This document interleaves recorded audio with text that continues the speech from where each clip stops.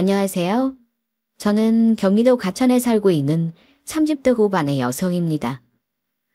저는 평소에 썰TV에 올라오는 사연을 열심히 듣고 있는 애청자인데요. 그동안은 듣기만 하다 오늘은 처음으로 저의 이야기를 들려드리고 싶어서 이 사연을 보내봅니다. 저에게는 연애 시절부터 이렇게까지 사람이 착할 수 있나 싶을 정도로 선하고 자상한 남편이 있습니다. 그리고 저를 친딸처럼 아껴주시는 너무나 좋으신 시부모님도 계시고요. 다들 저희 시부모님만 같다면 고부 갈등이라고는 정말 남의 일일 거예요. 그리고 하나 더. 언니 하면서 저를 따르는 부침성 좋은 손 아래 시누이도 있고요. 이렇게 시댁 식구들 전부 저에게 너무 잘해주시고 선하신 분들이라 저는 늘 시집을 너무 잘 갔다고 생각하고 있었습니다. 저희 부모님도 저에게 항상 시댁 식구들에게 잘하라고 하셨고 제 친구들도 저를 부러워할 정도였어요. 그런데 실은 이게 전부 거짓이었고 제가 알던 그 모습들은 전부 가식과 연기였다는 사실을 알게 된다면 어떨 것 같으세요? 저는 이렇게 시댁 식구들 전부에게 뒤통수를 맞고 일가족이 사기극에 노란할 뻔했습니다. 하지만 정말 운 좋게도 남편이 저지른 멍청한 실수로 인해 저는 그 사기극에서 빠져나올 수 있었는데요. 제가 겪은 이 경험담을 여러분들께도 들려드리고 싶습니다. 저는 평범한 인생을 살아온 지극히 평범한 대한민국의 회사원입니다. 대학 때 한 학기 어학원수를 다녀왔던 경험을 제외하고는 거의 칼졸업을 했어요. 하루라도 빨리 취업을 해서 돈을 모으고 싶었거든요.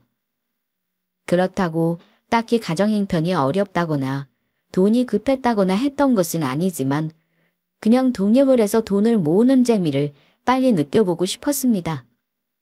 대학을 졸업하기 전까지는 계속 본가에서 부모님과 함께 살았었거든요. 저희 부모님은 제가 어릴 때 서울로 올라와 자리를 잡은 경상도 분이셨는데 아무래도 제가 딸이다 보니까 자취하는 걸 절대 허락하지 않으셨어요. 오직 취업을 해야만 따로 나가 사는 걸 허락하겠다고 하셨기 때문에 제 목표는 얼른 취업을 해서 집에서 나가는 것이었어요. 솔직히 말해서 집이 엄하다 보니 외박은 둘째치고 대학 시절 내내 통금도 있었고요. 그러다 보니 자연스럽게 연애 한번 제대로 하지 못한 채 학교를 졸업했습니다. 아예 연애를 못 해본 건 아니었는데 저녁 9시만 넘어도 집에서 난리가 나다 보니 남자친구들이랑도 오래 만날 수는 없게 되더라고요. 아무튼 그렇게 졸업을 해서 소원대로 한 우유회사의 마케팅 담당자로 입사했고 자취를 시작했습니다. 그 후 2번의 이직을 거쳐서 지금의 회사에 정착했고요. 아실지는 모르겠지만 이쪽 업계의 워라밸이 엄청 엉망이거든요. 야근도 많고 24시간 내내 연락이 오는 일도 수두룩했고요. 아무래도 유행을 타는 업계의 특성에다 공장의 생산 라인에서 문제가 생길 때도 많아 급박한 회의나 이슈가 많이 생기기 때문에 어쩔 수가 없는 일이었죠.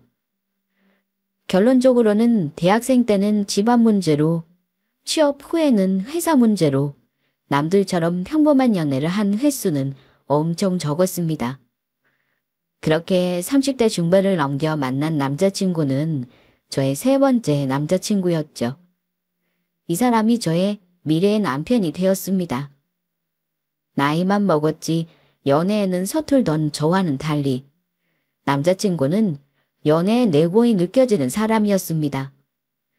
앞선 2번의 연애도 모두 1년을 채 만나지 못했던 지극히 짧은 저의 연애와 달리 남자친구는 4년이 넘는 장기 연애 경험도 있었고 나머지 연애들도 대부분 2년 이상씩은 만났었다고 하더라고요. 남자친구와는 소개팅으로 만났었는데 제가 친한 친구와 자주 가던 레스토랑 사장님의 소개였죠. 마찬가지로 역에 자주 오는 손님이자 친한 동생인데 저번에 갔을 때 우연히 보고는 소개받고 싶어서 연락처를 남겨주고 갔다면서요. 정갈한 필체로 그때는 일행도 있고 정신이 없어서 연락처만 두고 갔는데 괜찮으시면 만나보고 싶다는 메모도 있었죠. 처음에는 이렇게 만난다는 게 조금 부담스럽기도 하고 어색하기도 해서 연락을 할까 말까 망설였습니다. 그래서 연락처를 받고도 한동안은 연락을 하지 않았습니다. 하지만 그 주 토요일에 있던 결혼식을 다녀오는 길에 그래 뭐라도 해봐야겠다 싶은 생각에 조금은 충동적으로 연락을 하게 되었습니다. 상대방은 제가 한 연락에 엄청 반가워했고 바로 그 다음 날인 일요일에 카페에서 만났고요. 저는 갔던 여행지들 중에서는 홍콩이 너무 좋더라고요. 저도 그랬어요. 호불호 많이 갈리는 여행지라서 싫다는 분도 많이 봤었는데 신기하네요. 저 거기서 먹었던 딤섬 너무 맛있었거든요. 정말요? 저도 딤섬이 제일 좋았는데. 말 나온 김에 홍대 쪽에 홍콩 유명 셰프가 하는 정통 딤섬집이 있거든요. 다음에 거기 가실래요? 그런 곳이 있어요? 너무 좋죠. 저희 다음에 꼭 가요. 그 사람과는 처음 만났을 때부터 너무 잘 맞는다는 생각이 들었습니다. 음식 취향부터 좋아하는 여행지, 여행 스타일, 자주 듣는 음악과 좋아하는 영화까지. 제 분신이 있다면 이런 느낌이 아닐까 싶을 정도로 우리는 취향도 관심사도 비슷했어요. 그래서 연애를 시작하기도 전에도 시작하고 나서도 좀처럼 심심하거나 지겨울 틈이 없었습니다. 서로 좋아하는 걸 같이 하기에도 시간이 부족했거든요. 하지만 나중에 알고 보니 저희는 잘 맞았던 게 아니라 그 인간이 저에게 전부 다 잘 맞춰준 것이었죠. 저희가 잘 맞는다는 착각을 하게 해서 얼른 결혼을 하는 게 목표였으니까요. 어쨌든 그래서 만난 지 딱 1년 만에 프로포즈를 받았을 때도 깊은 고민은 하지 않았던 것 같습니다. 이런 사람과 결혼해서 사는 건 괜찮지 않을까 싶은 생각이 들었거든요. 남자친구는 저보다 2살이 많았고 결혼 당시에도 저희는 이미 30 중반을 넘겨 후반으로 향해 가는 나이였습니다. 이쯤 되면 주변을 봐도 어릴 때처럼 그렇게 긴 시간 연애를 하지 않더라고요. 성과 소개팅을 합쳐서 산개팅이라는 말도 있잖아요. 빠르면 몇 달, 길면 1년 정도 만나보다 괜찮다 싶으면 결혼을 하는 경우가 많았죠. 그래서 저희도 그렇게 결혼을 하게 되었습니다. 둘 다 복잡하고 귀찮은 허례허식 같은 건 딱 싫어하는 성격이라 그런 걸 다 제외하고 결혼하는데 정말 필요한 과정들만 거쳤습니다. 그랬더니 남들은 최소 1년은 걸린다던 결혼 과정도 저희는 5개월이면 가능하더라고요. 어차피 저는 일로 바빴고 저보다는 남자친구가 결혼 준비에 쓸 수 있는 시간이 조금 더 많아서 대부분의 선택이나 결정은 그 사람이 거의 전담했습니다. 웨딩홀도 양가 부모님 한복도 스튜디오 촬영이니 뭐니 하는 것도요. 오죽했으면 나중에 보니 제가 처음부터 끝까지 온전히 고른 건 웨딩드레스 뿐이더라고요. 하나 더 있네요. 결혼하는데 제일 중요한 신혼집이요. 하지만 신혼집은 고르고 말고 할 내용이랄 게 없었습니다. 신혼집을 제가 가지고 있던 아파트에서 시작하기로 했거든요. 매매 당시에는 7억짜리 조금 오래되고 작은 아파트였어요. 그리고 지금은 시세가 많이 올라서 거의 10억 가까이 하고 있었고요. 30 중반을 시작하던 당시에 결혼은커녕 연애도 제대로 못하고 있던 때였어서 에라 모르겠다. 결혼 못하면 나 혼자라도 살아야지 싶은 마음에 사들인 아파트였죠. 또래 평균보다 약간 높을 정도의 평범한 월급을 받고 있었던 저였던 터라 제 월급으로는 사실 꿈도 못 꿀 집이었습니다. 하지만 마침 친한 선배의 권유로 20대 중반부터 시작했었던 미국 주식이 몇 년 전부터 정말 폭발적으로 올라 몇 억의 수익을 내었던 참이었거든요. 통장을 털면 딱 아파트를 사들일 만한 금액이었습니다. 저는 그렇게 부모님 찬스 없이 은행 대출 없이 아파트를 매매할 수 있었습니다. 당시에 저는 회사 바로 앞 투룸 오피스텔에서 자취를 하고 있었고 남자친구도 본인 회사 앞에서 자취를 하고 있었습니다. 남자친구의 회사와 제 회사는 마침 신혼집에서 딱 중간 위치였어요. 어떻게 보면 둘 다에게 먼 곳이라고 생각할 수도 있고 딱 반반이니 둘 다에게 좋다고 생각할 수도 있는 위치였죠. 나 사실 아파트가 하나 있는데. 오, 자기 아파트가 있었어. 어쩌다 보니 운 좋게 그렇게 됐어. 그런데 거기 위치가 사실 썩 좋지는 않거든. 둘 다 회사랑 거리도 조금 애매해서. 어떻게 생각해? 뭐를 어떻게 생각해? 무조건 좋지. 아, 정말 다행이다. 집을 어떻게 구해야 하나 고민했었는데 나 은행 다니는 성가 통해서 요즘 대출 알아보고 있었거든. 핸드폰 어플로 아파트 위치를 보여주며 남자친구의 의향을 먼저 물어보니 본인은 무조건 좋다고 하더라고요. 마침 전세를 살고 있던 세입자와도 계약이 끝나서 내보냈고요. 그래서 조금 먼 거리이긴 했지만 저희는 거기서 신혼살림을 시작했습니다. 결혼 생활은 더도 말고 덜도 말고 딱 제가 예상했던 그대로였습니다. 아니 어쩌면 그것보다 조금 더 만족스러운 수준이라고 할 수 있을 것 같아요. 아무리 연애할 때 간쓸게 다 내줄 것처럼 잘해주던 남자라도 결혼하고 나면 언제 그랬냐는 듯 다른 사람처럼 바뀌는 게 태반이라던데. 남자친구에게 남편이 된 그 사람은 조금도 달라지지 않았습니다. 오히려 저에게 더 지극정성으로 잘해줬어요.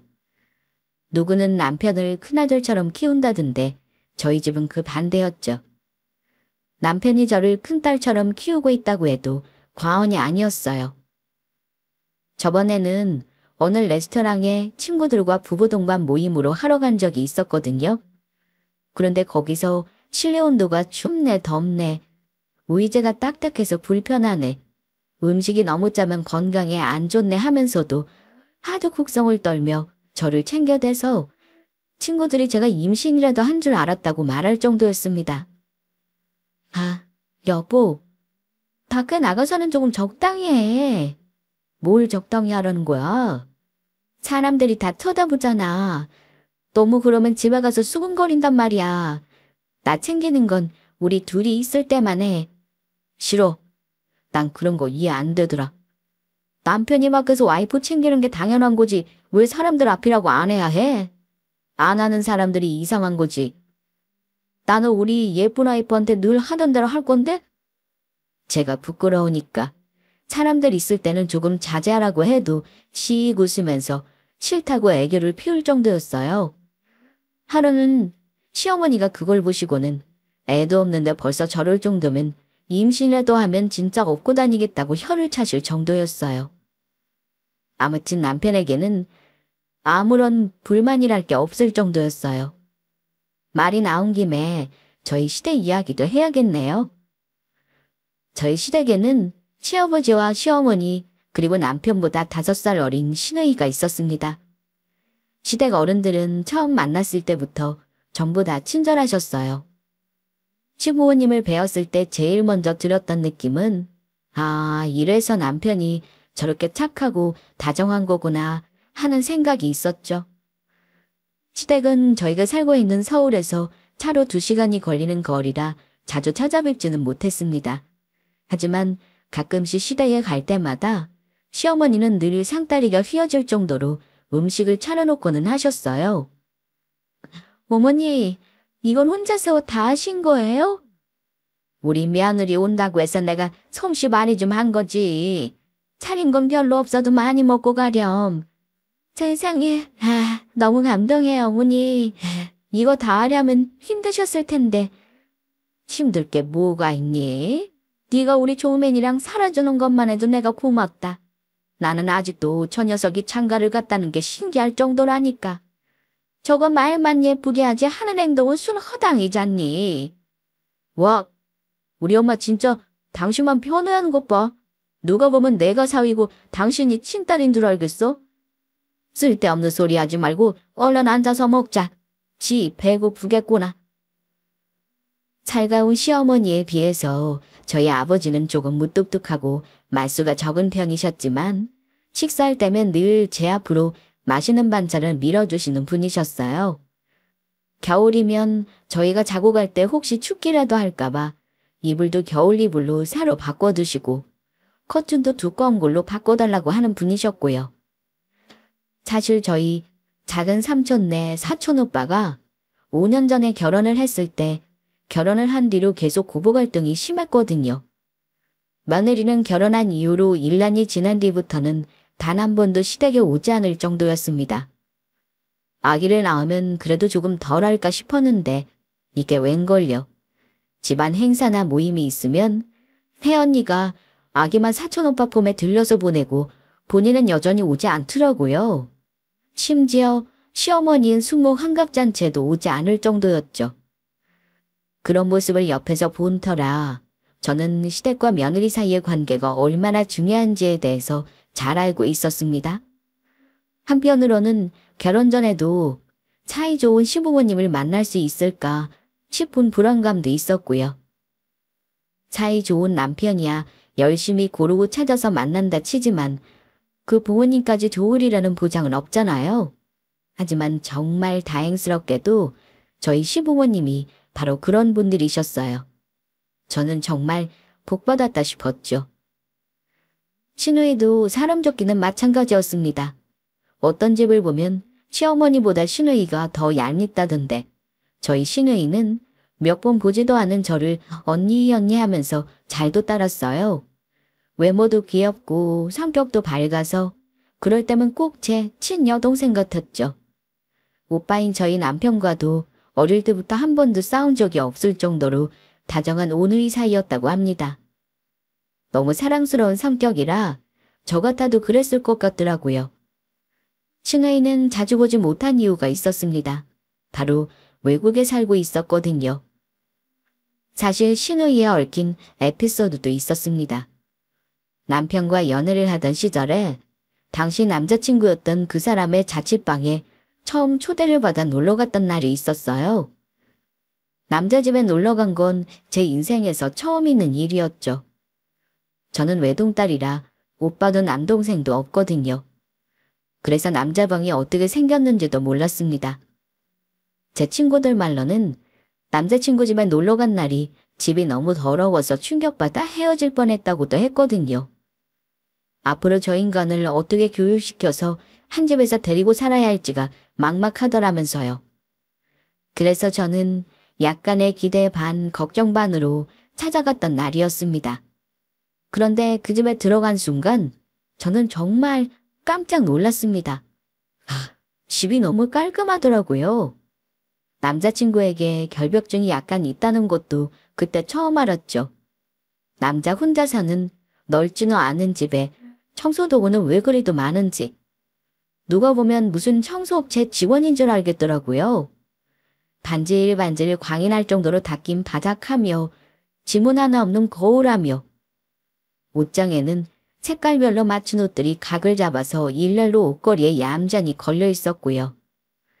사실 그때 저는 이 남자랑 결혼해서 살면 적어도 청소 문제 때문에 싸울 일은 없겠구나 싶은 생각도 들었습니다. 그리고 다시 아까 하던 얘기로 돌아가서 제가 그 집에서 정말 놀랐던 건 따로 있었습니다. 남자친구가 요리를 해주겠다며 부엌으로 간 사이에 저는 여기저기를 구경하다가 액자 하나를 발견했습니다. 그것도 정말 우연히 발견하게 된 것이었어요. 옷장 구경을 하다가 옷장문이 맞물리는 구석 쪽 바닥에 떨어진 옷이 있길래 걸어주려고 집어들었거든요. 그런데 옷장이 비좁다 보니까 옷을 집어들다가 옷장 미닫이문에 부딪혔는데 옷장 선반위에 있던 액자 하나가 떨어진 거였죠. 하마터면 머리를 맞을 뻔해서 깜짝 놀랐었죠. 일단 옷을 걸고 그 액자를 다시 선반 위에 올려두려고 주워들었는데 무심코 사진을 봤다가 저는 그대로 표정이 굳어버렸습니다. 사진 속에는 몇 년 전으로 보이는 조금 앳된 얼굴의 남편이 어떤 여자와 다정하게 어깨를 붙이고 나란히 앉아서 양손을 맞잡고 있었습니다.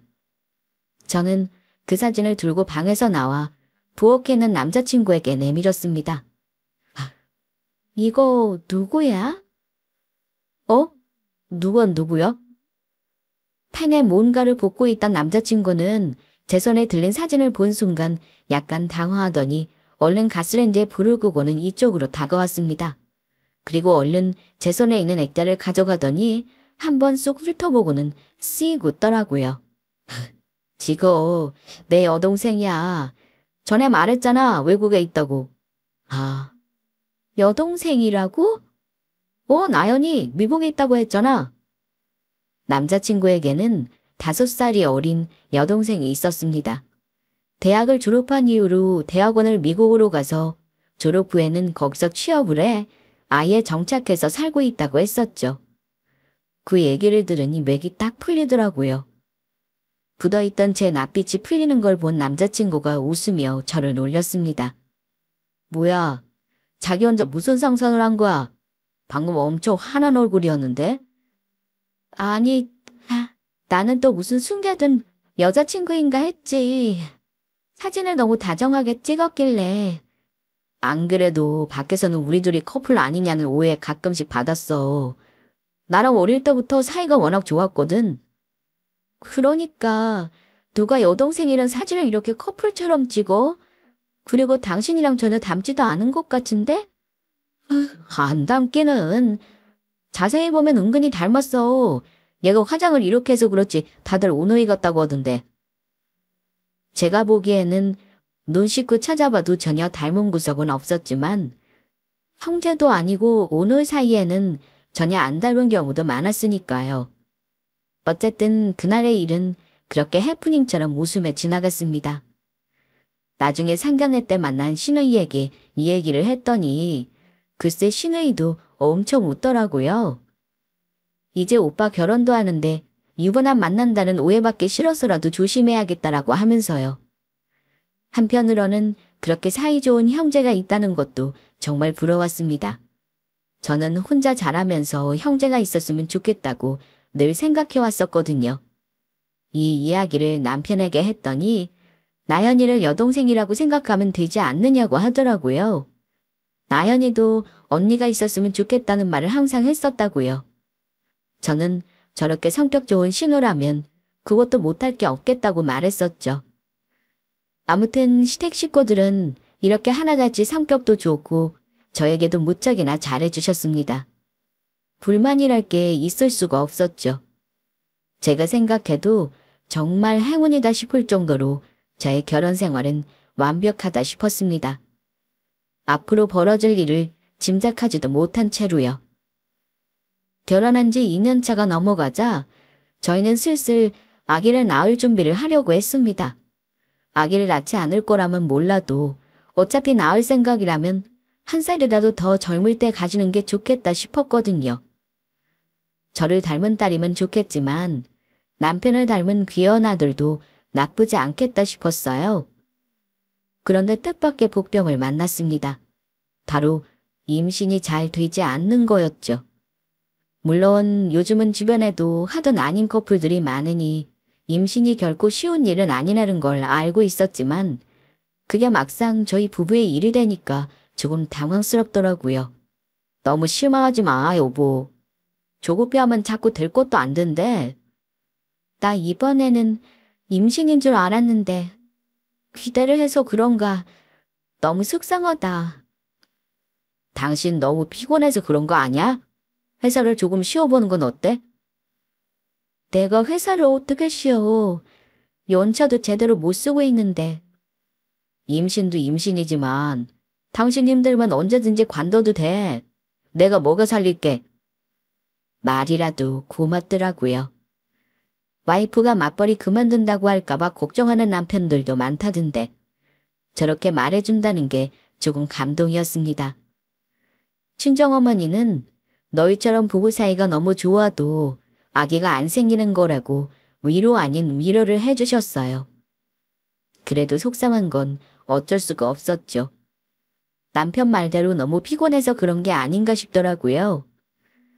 사실 요즘 야근이다 뭐다 해서 좀처럼 제대로 쉰 적이 없었거든요.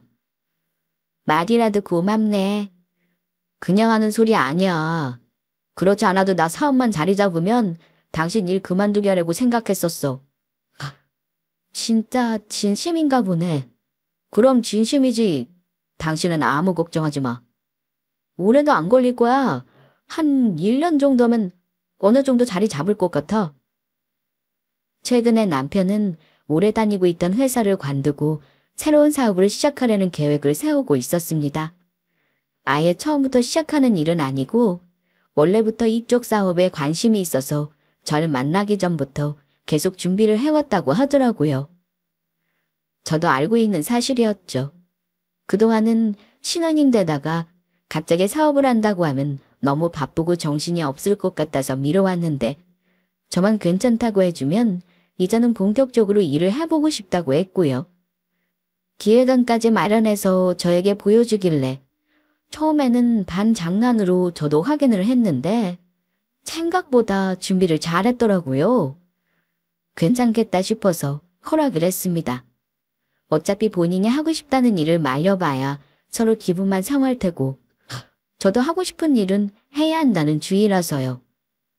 다만 사업을 준비하면서 생각보다 초기 비용으로 들어가야 할 돈이 많더라고요. 대출로 해결한다고 해서 알아봤는데 그냥 본인이 가지고 있던 주식 남은 걸 조금 팔고 나머지는 제가 가지고 있는 건물 담보대출로 해결하기로 했습니다. 사실 그 건물은 제가 시집 오기 전에 친정아버지가 제게 증여해 주신 거였습니다. 저는 회사 다니느라 바쁘고 건물 관리할 시간도 없어서 아직은 아버지가 관리해주고 계셨고요. 아무튼 그걸 이제 제가 관리하겠다는 말씀을 드렸고 그 김에 남편 대출도 받아주기로 했죠. 친정어머니는 사업하는 거 조금 불안하다. 그냥 다니던 회사를 다니는 게 낫지 않겠냐고 한마디 하시긴 했죠. 하지만 남편이 워낙 평소에 잘하는 데다 처음으로 뭔가를 하고 싶다고 한 거라 조금 마음에 안 들어도 결국에는 너희 일이니 너희가 알아서들 하라고 하셨고요. 어쨌거나 남편은 요즘 사업 준비로 정신없이 바빴습니다. 주 거래처가 해외 사업체인지라 일단 사업 초반에는 해외 출장도 많이 다녀야 했고요. 이번 주도 그렇게 4박 5일간의 출장이 예정되어 있었습니다. 남편이 해외 출장을 떠나고 이틀째 되던 날 퇴근을 했더니 전화가 오더라고요. 저는 설거지를 하다가 얼른 손을 씻고 전화를 받았습니다. 여보, 싱가포르는 어때? 나가니까 좋아? 좋기는 일하러 온 건데 뭐. 혼자 안 오고 당신이랑 같이 왔으면 좋기는 했겠다. 다음에는 꼭 같이 가자. 알았어. 참, 그리고 그 대출 서류건 잘 챙기고 있지? 여기서 이야기가 잘 돼서 나 돌아가면 바로 시작할 수 있을 것 같아. 대출 최대한 빨리 받았으면 싶어서. 그래? 다행이네. 알았어. 내가 내일 전화해서 더 빨리 될 수 있는지 알아볼게. 진짜 고마워, 여보. 내가 어떻게 당신 같은 사람을 만났나 몰라. 사랑해. 요즘 자꾸 일로 해외를 나간다며 투덜거리더니 그래도 막상 나가니 즐거운지 목소리가 잔뜩 상기되어 있더라고요. 전화를 끊는데 저는 웃음이 나왔습니다. 처음 이야기도 잘 됐다니 다행이었죠. 본인이 좋아하는 일을 하면서 지금처럼 저희 부부 둘 다 이렇게만 계속 행복하게 살았으면 좋겠다 싶었어요. 그리고 그날 밤 은행에서 준비하라고 했던 대출 신청 관련 서류들을 다시 한번 훑어보고 있는데 갑자기 전화가 오더라고요. 제 고등학교 동창 친구였어요. 선아야, 진짜 오랜만이다. 웬일이야 이 시간에? 별일 없어? 너랑 연락한 지 너무 오래됐다 싶어서 전화 한번 해봤지.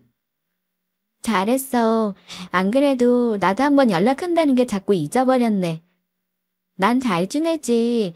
너는 별일 없어? 거기는 어때? 그 친구와는 계속 같은 동네에 살면서 정말 친하게 지냈었는데 친구가 외국에 나가면서부터 만나기 힘들어졌었거든요. 친구는 여행사 소속으로 외국에서 현지 가이드를 하고 있었어요. 어릴 때부터 영어도 잘하고 말도 참 재미있게 해서 본인 적성에 너무 어울린다 싶은 일이었죠.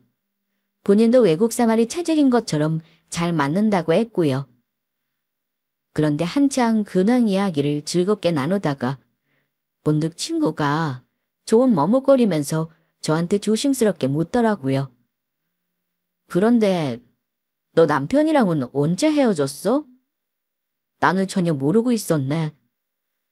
어? 그게 무슨 말이야? 나 남편이랑 안 헤어졌는데 아직 같이 살고 있어. 어? 헤어진 게 아니라고?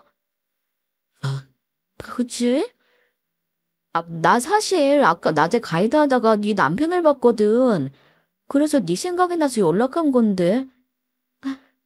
진짜? 내 남편 지금 어제부터 싱가포르로 해외 출장 가 있거든. 그러고 보니까 너랑 같은 데 있네. 너무 신기하다. 이런 우연이 다 있나 싶더라고요. 친구와 가이드하는 곳이 싱가포르였거든요. 남편이 출장 간 곳도 거기였고요. 제 친구는 제 SNS에 올라온 사진을 통해 제 남편의 얼굴을 알고 있었습니다. 사실 전화를 한 게 오랜만인 거지 SNS를 통해서는 자주 연락을 하고 있는 것과 마찬가지였어요. 불과 2달 전까지도 제가 올린 저와 남편 사진에 친구가 댓글을 달았었거든요. SNS를 하지 않는 남편은 제 친구의 얼굴을 모르지만요. 저는 신기한 인연에 반가워하며 대답을 했는데 친구는 제 말을 듣더니 더 어두워진 목소리로 말했습니다. 출장 온 거 맞아? 너희 남편 친모부님까지 모시고 놀러 왔던데? 패키지 여행이었어. 어? 시부모님이라고? 우리 남편 일하러 간 거라 혼자 갔는데 잘못 본 거 아니야? 아니야. 너희 시어머니한테 엄마라고 불렀어. 그럼 그 여자는 누구야? 그 여자라니? 내가 지금 사진 보내줄 테니까 한번 봐봐. 저는 그제서야 뭔가 이상하다는 생각을 했습니다. 어쩐지 이 이야기를 들으면 돌이킬 수 없을 것만 같은 자꾸 불길한 생각이 들더라고요. 그리고 제 이해감은 맞아떨어졌습니다. 친구가 혹시나 해서 몰래 찍었다며 남편과 일행으로 보이는 사람들의 사진을 보내주었습니다. 그리고 저는 그 사진을 보자마자 할 말을 잃었습니다. 친구의 말대로 사진 속의 사람들은 다름 아닌 저희 시어머니와 시아버지였습니다. 그리고 친구가 말한 여자는 제 시누이였고요. 순간 저는 나한테 말을 안 하고 시댁 식구들을 데려간 건가? 이걸 대체 왜 숨겼지? 나한테 말을 했었는데 내가 흘려들어서 기억을 못한 건가 싶은 생각이 차례대로 들었습니다.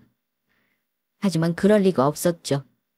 조금 전까지 남편과 통화할 때만 해도 싱가포르에 혼자 와서 심심하다며 같이 왔으면 좋겠다고 말을 했었으니까요. 아니면 나는 못 가는데 시댁 식구들만 데려가기 미안해서 말을 안 한 건가 싶은 생각도 해봤죠. 그때 저는 어떻게든 남편에게 변명거리를 만들어주고 싶었던 것 같습니다. 그렇게라도 하지 않으면 저에게 거짓말을 하고 나간 게 도무지 이해가 되지를 않을 것 같았거든요. 하지만 머릿속에서 온갖 생각이 다 들던 것도 얼마 가지 않았습니다. 친구가 이어서 보내온 사진들을 보고서 저는 그 자리에서 들고 있던 물컵을 떨어뜨렸습니다. 저 여자 네 시누이라는 사람 아니야. 네 SNS에서 그렇게 본 것 같았는데 그런데 왜 둘이 저러고 있어? 진짜 소리라도 지르고 싶은 심정이었습니다. 왜냐고요? 친구가 보내준 사진 속 남편과 시누이 두 사람은 다정하게 마주보고 서로 목을 끌어안은 채 뽀뽀를 하고 있었거든요. 아무리 친한 사이라고 해도 입술에다 뽀뽀를 하는 오해는 없는 게 아닌가요? 정말 변명의 여지도 없는 장면이었습니다. 너무 놀라고 황당해서 제가 말을 잇지 못하자 이 모든 상황을 눈치챘는지 친구가 한숨을 내쉬며 뒷이야기를 더 들려주었습니다. 처음에는 그 여자가 오빠, 오빠라고 부르길래 신우이구나 싶었답니다. 가족여행을 놀러 온 모양새라 저도 같이 놀러 온 건가 싶어서 친구는 저를 찾기도 했다더라고요. 그런데 아무리 봐도 저는 안 보이고 그 여자와는 뭔가 좀 이상하더랍니다. 가이드의 직업 특성상 친구는 눈치가 엄청 빨랐는데 자세히 들어보니 가끔씩 서로를 여보라는 말로 부르기도 했고 나중에는 저희 시어머니도 그 여자에게 새아가라는 말을 썼다고 했습니다. 누가 봐도 며느리를 부르는 호칭이었죠. 그래서 친구는 급기야 저와는 이혼을 하고 그 사이에 남편이 다른 여자와 결혼이라도 한 건가 싶은 생각마저 들었다네요. 시부모님이 버젓이 상간녀까지 데리고 패키지 여행을 가놓고 간도 크게 들키지 않을 거라고 생각한 것도 기가 막혔죠. 나름대로 머리를 쓴다고 한국 사람들이 잘 안 가는 곳으로 싱가포르를 선택한 모양이었는데 그게 오히려 역효과였던 겁니다. 싱가포르는 워낙 땅덩어리가 좁아서 하루 이틀이면 모든 곳을 다 돌겠다는 말이 나올 정도였거든요. 심지어 거기서 한국 패키지 여행사가 가는 관광지라면 더 뻔했고요. 오히려 그곳에 가는 바람에 가이드를 하고 있던 제 친구와 마주치게 된 거였어요. 남편 놈의 어이없는 실수였죠. 이 모든 사실을 알게 된 그날 밤, 저는 날이 밝아올 때까지 한숨도 자지 못한 채 거실 바닥에 주저앉아 오열을 했습니다. 누구보다 행복하고 완벽한 결혼 생활을 하고 있었다고 생각했는데 그게 다 저의 착각이었던 겁니다. 심지어 저를 기만한 게 남편뿐이었으면 이렇게까지 황당하지는 않았을 것 같았죠. 저에게는 그렇게 남편과 살아줘서 고맙다던 시어머니가 그곳에서는 그 여자를 새아가라고 부르며 함께 여행까지 다녔다니. 심지어 그 여자는 상견례 자리에서부터 가족 모임에 동행한 인간이었습니다. 시댁 식구들 모두가 그 모든 사기극에 동참한 겁니다. 일가족이 상간녀를 여동생과 딸이라고 부르면서요. 너무 충격적인 사실에 저는 오열을 하다 화장실로 뛰어가 토악질을 했습니다. 그리고 다시 주저앉아 울다 다시 화장실로 뛰어가는 걸 반복했고요. 나중에는 더 이상 흘릴 눈물도 개워낼 속도 없어서 그저 힘없이 땅바닥에 쓰러지듯 멍하니 누웠습니다. 대체 언제부터였을까? 날 만나기 전이었을까? 나랑 만난 이후였을까? 나랑 혼인신고가 되는 걸 보면 결혼을 했던 건 아닌데 그럼 내가 먼저인 건 맞았나? 그런데 호칭은 새아가라니. 전 와이프인가? 정말 끝도 없는 질문이 꼬리에 꼬리를 물고 이어졌습니다. 진실이 뭐가 됐든 간에 상관없이 끔찍할 정도로 추악한 모습일 거라는 사실만은 뻔했죠. 진짜 죽고 싶은 심정이었습니다. 사람이 그렇게까지 연기를 할 수 있다는 것도 소름이 끼쳤어요. 작정하고 속인다면 속아 넘어가지 못할 것도 없다는 걸 알지만 그럼에도 깜빡 속아 넘어가 무려 2년을 넘게 결혼 생활을 했던 제가 비참하고 한심해서 견딜 수가 없었고요. 저는 그렇다 치고 저희 부모님께는 또 뭐라고 말씀드려야 할까요? 그분들이 받으실 충격은 또 어떡하고요. 세상에 이런 사위가 또 없다며 좋아하시던 부모님 생각을 하니 다시 또 눈물이 줄줄 흘렀습니다.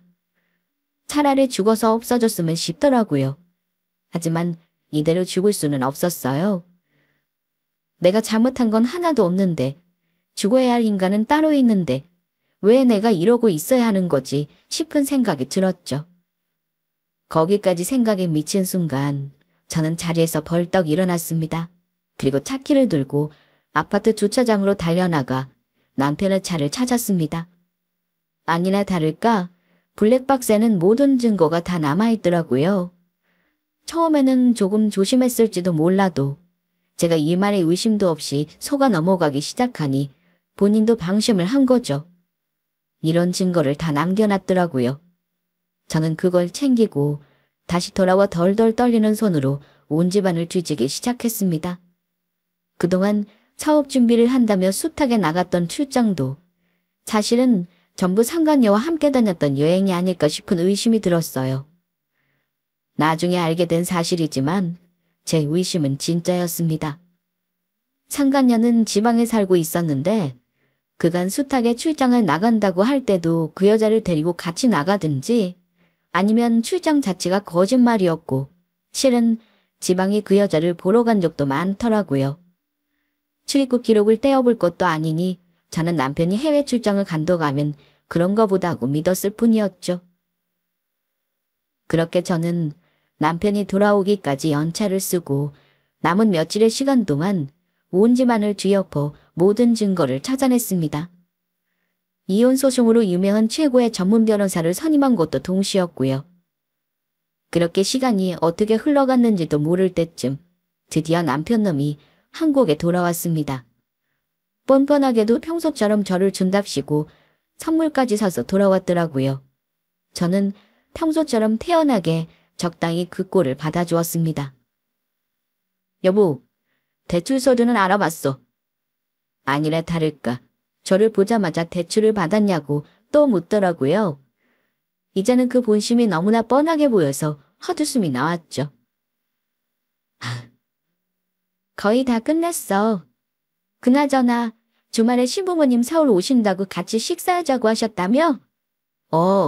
친구분 결혼식 참석하신다더라고. 오신 김에 보자고 했지. 당신 바쁘면 나 혼자 가도 되고.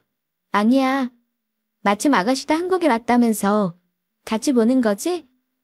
아, 나연이도 오라고 그래? 바쁘다고 하던데. 당신이 부르면 좋아할 거야. 오라고 할게. 그렇게 저희는 주말에 식사 자리를 가지게 되었습니다. 미리 예약을 해둔 레스토랑에서 만났는데 평소처럼 저를 반갑게 맞아주는 두 분과 그리고 상간녀의 얼굴을 보니 역겨워서 입맛이 뚝 떨어지더라고요. 하지만 오늘 이 자리까지 나와야 할 이유가 있었죠. 예, 그러고 보니 아가 얼굴이 좀 상한 것 같구나. 괜찮니? 네, 별일 없어요.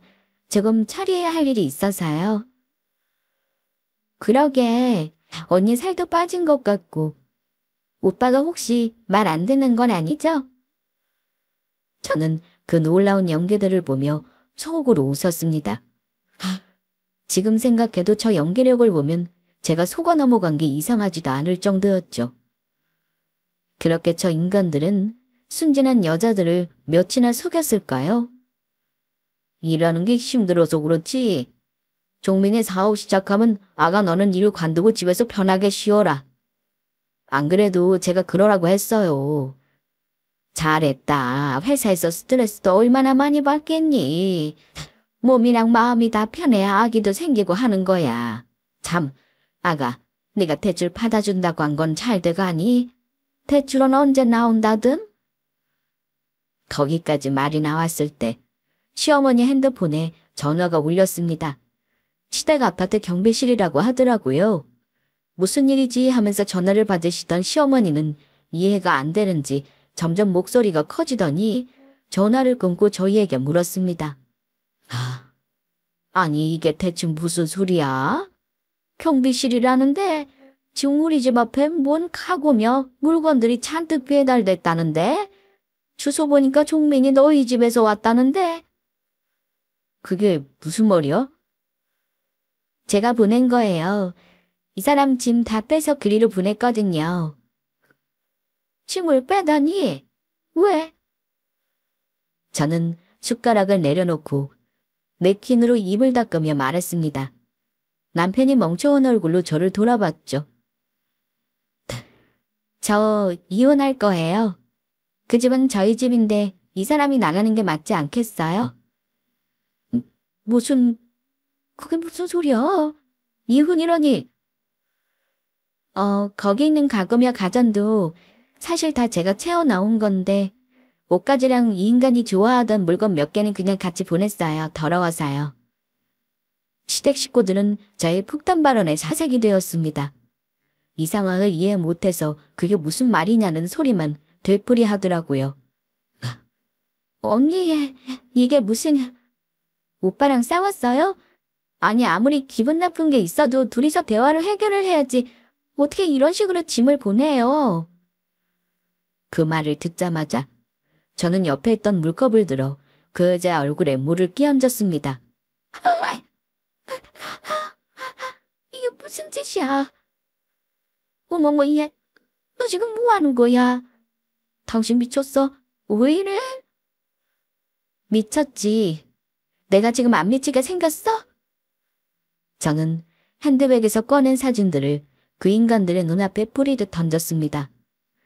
그 여자의 얼굴을 닦아주며 저에게 소리를 질러대던 남편과 시댁 식구들은 그 사진을 보며 기겁하더라고요. 이거는, 이 사진을 대체 어디서, 여보, 이거 아니야. 잠시만, 내 얘기 좀 들어봐. 난 이혼 소송 준비나 해. 내 변호사한테 곧 연락할 거야. 사진 보면 알겠지만 거기 보이는 내용으로 다들 사기 명목으로 연락할 거고요. 김 얘기는 피자 변호사 대동에서 하죠. 그럼 전 이만. 놀라서 입까지 벌어져서는 말을 잇지 못하는 인간들에게 저는 최후 통첩을 날렸습니다. 그리고 그 자리를 빠져나왔어요. 차기 죄목으로 엮인 형사소송과 이혼소송, 민사소송이 복잡하게 얽혀 그때부터 지리한 소송전이 시작됐습니다. 그리고 제가 알게 된 진실은 처참했습니다. 신의인 척 연기를 한 상간녀는 사실 남편의 아내였습니다. 다만 그 여자와는 혼인신고를 하지 않았고 결혼식도 올리지 않은 채 같이 살고 있었고요. 하지만 그 여자가 살고 있는 동네 사람들은 다 두 사람을 부부로 알고 있었다고 합니다. 남편은 도박을 해서 빚이 있었습니다. 그리고 그 빚을 어떤 여자에게 결혼을 할 것처럼 사기를 쳐서 갚은 게 시작이었다고 합니다. 쉽게 버는 돈맛을 알게 된 남편 놈과 그 일가족은 매번 새로운 사기 상대를 찾아서 같은 수법으로 돈을 뜯어내고 또 잠적을 하고는 했다고 합니다. 세상 자상해 보이던 시아버지와 시어머니도 사실은 사기 전과까지 있었고요. 그러다가 저를 만나게 됐죠. 나중에 그 사기꾼 놈을 소개해준 단골 레스토랑 사장을 만나러 갔더니 벌써 문을 닫고 어디론가 도망을 치고 없더라고요. 아무튼 그 사장도 아는 선후배 사이인데 일정 부분 수수료를 주고 소개를 부탁하면 사장이 단골 손님 중에 적당히 순진해 보이고 적당히 돈 좀 있어 보이는 여자와 소개를 해줬다고 합니다. 그 사장은 저와 친한 친구가 나눴던 대화를 듣고 저와 제 집안의 재산을 유치한 거였고요. 말하자면 처음부터 제 돈을 노리고 소개를 해달라며 접근을 했던 겁니다. 그 이후로는 저와 적당히 결혼해서 살다가 잘 다니던 회사를 관두고 사업을 하겠다며 제 명의로 대출을 받아내서 그 돈을 꿀꺽 갈 생각이었던 거죠. 사업이야 원래 기복이 있고 망하는 일이 태반이니 나중에 저에게는 잘 안 돼서 돈을 날리게 되었다고 말하면 그뿐이니까요. 제 생각보다 시간은 더 오래 걸렸지만 결국 모든 소송은 끝났고 그 인간들은 합당한 죗값을 치르고 있습니다. 제 변호사가 제기한 대부분의 혐의가 모두 인정이 되었거든요. 이미 사기 동종 전과가 엄청났던 것도 그 판결에 한몫했고요. 털어봤더니 시댁이면 남편놈의 재산은 이미 개털이었습니다. 돈을 받아내고 합의할 생각도 없었기 때문에 애초에 기대한 것도 없었죠. 그저 똥벌받다고 생각하고 내 인생에서 저 인간들을 떼어낸 것만으로도 다행이다 생각하려고 했습니다. 모든 일이 다 마무리되고 나서 저는 친구를 만나러 싱가포르에 갔습니다. 이 친구가 아니었으면 제게는 지금쯤 어떤 일이 생겼을까요? 괜히 가정을 파탄낸 것 같아 미안한 마음도 들었다는 친구에게 저는 네가 내 인생의 귀인이니 절대 그런 생각하지 말라는 말과 함께 꼭 안아주었습니다. 그리고 저희는 한참을 부둥켜 안고 엉엉 울었죠. 이번 일을 계기로 저는 살면서 겪지 않아도 될 많은 경험을 하게 되었습니다. 처음에는 제게 왜 이런 일이 생긴 걸까 화던하고 슬프기도 하더라고요. 하지만 한편으로는 이미 지나간 일을 되돌릴 방법은 없고 살면서 누구에게나 이런 일이 생길 수 있다는 생각이 들었습니다. 이미 생긴 일을 돌이킬 방법은 없으니 앞으로 남은 삶에 집중하면서 정신 단단히 차리고 살자고 다짐했고요. 때는 좀 후회이지만 저는 앞으로 사람을 만나는 일에 조금 더 신중을 기하게 될 것 같습니다. 감사합니다.